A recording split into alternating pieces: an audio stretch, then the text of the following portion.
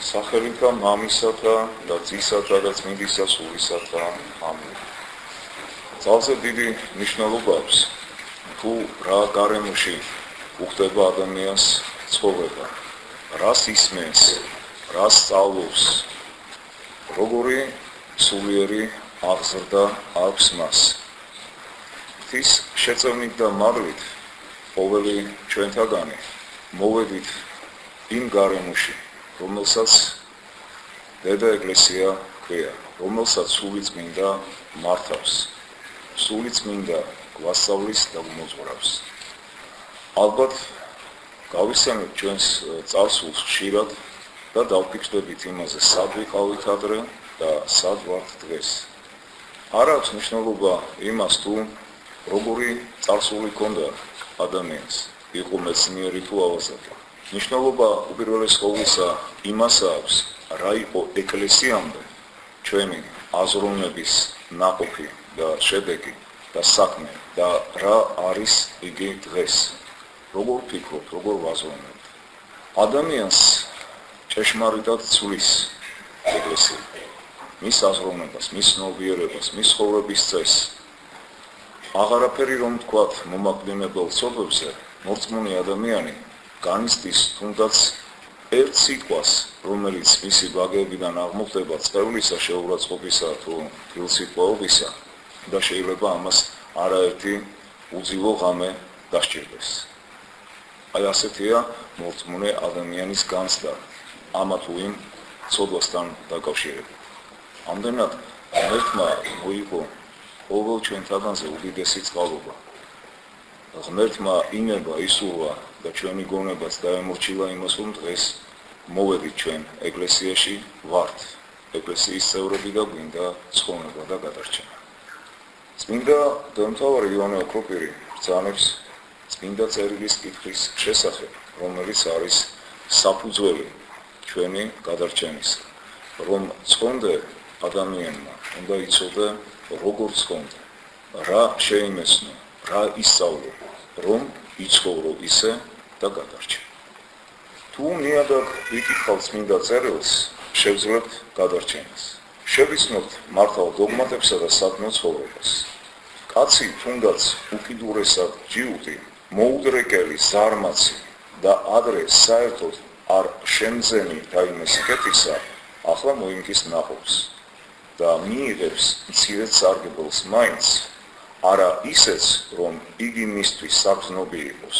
თუ ვინმე შევა იქ, სადაც მირონი იხარშება და დაყონდება, უნებლიეთ ისიც კეთილსურნელობით იშკუნთება. ეს მით უფრო ეხება მას, ვინც ეკლესიაში დადის.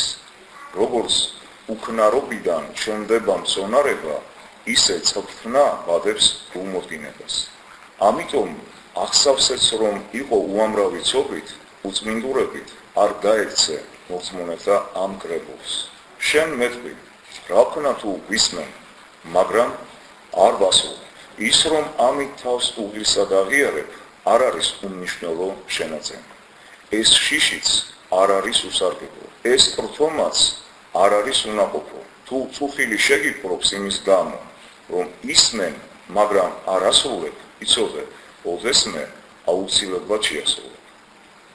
ვინ საუბრობს ღმერთთან და უსმენს მას, მან შეუძლებელია რაიმე სარგებელი არ ჰპოვოს.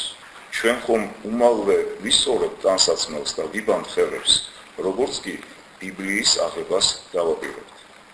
ხედავთ, როგორი მოწიწება გვეუფლება კითხვის დაწყებამდე. თუ კითხვასაც ასეთივე გულმოდგინებით შეუდგებით, დიდ სარგებელს შევიძენთ. მართლაც ბიბლიის კითხვა რომ არ იწვევდეს სულში მოგზალებას მასთან შეხების წინ, რატომ დავიბანდით ხელებს.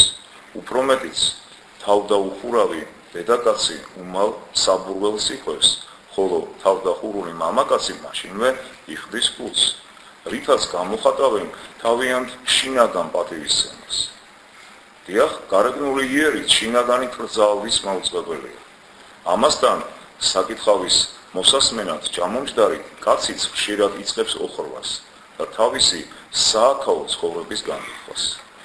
ასე რომ ყური მივაპყროთ წმინდა წერილს, სახარება გვექცეს განსაკუთრებული ყურადღების საგნად და იგი ყოველთვის ხელს გვეპყრას, როგორც კი გადაშლიან წიგნს, თვალწინ დაგიდგება ქრისტე და მსწრაფ გაიგონებს სიტყვებს, ხოლო იესო ქრისტეს შობა ესრეთ იყო, რამე თუ თხოვილი იყო დედა მისი მარიამ იოსებისა და ვიდრე შერთვადმდე მათთა იპოვა იგი მიდგომილ სულისაგან წმინდისა.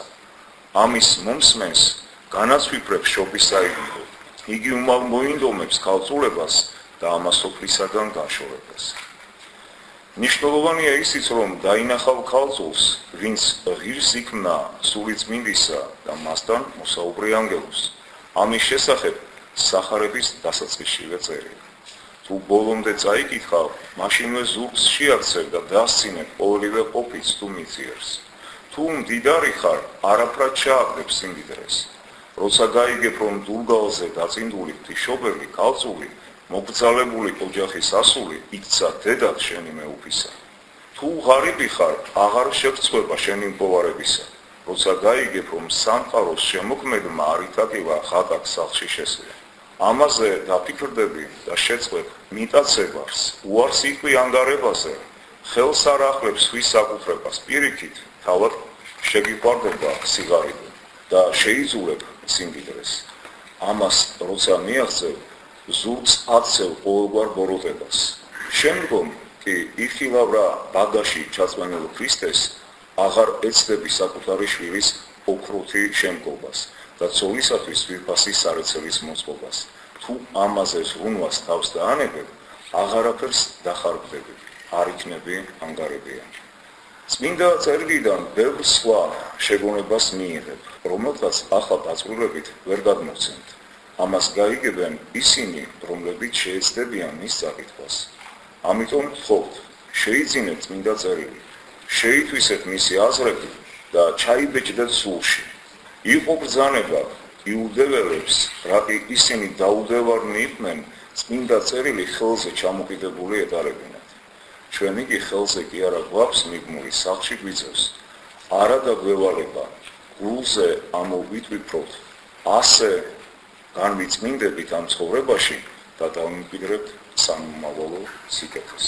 მერთმა ინებოს, რომ ეს შეგონება წმინდა თავისა იოანე ოქროპირისა წმინდა წერილის კითხვასთან დაკავშირებით, სულიერ ცხოვრებასთან დაკავშირებით, მართლაც ამოფიქრული ჰქონდეს ჩვენს გულში და ცხოვრების წესი ჩვენი იყოს ყოველთვის ქრისტიანული საქმიანობით აღსავსე და თუ დავეცემით, ცოდვით, სწრაფ ავდგეთ სინანულით და ღმერთს შენდობა ვსთხოვოთ და შევეცადოთ, როგორც ბრძანებს წმინდა წერილი, რომ ჩვენც ვიყოთ მიმტევებელნი უპირველეს ყოვლისა და ამასთან ერთად კიდევ შევეცადოთ, რომ ვითხოვოთ პატიება მათთან, ვისთვისაც რაიმე ჩვენ წყენა მიგვიყენებია და აი ეს საგანი, ასეთი სიმდაბლე, ასეთი მიმტევებლობა სწორედ არის სწავლება წმინდა წერილისა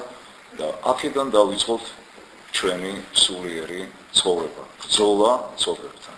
ვიყოთ მიმტევებელნი პირადი ცოდვებისა და ასევე ვითხოვოთ პატიება ყველასთან. მერთმა დაგლოცოთ და გაყოფით.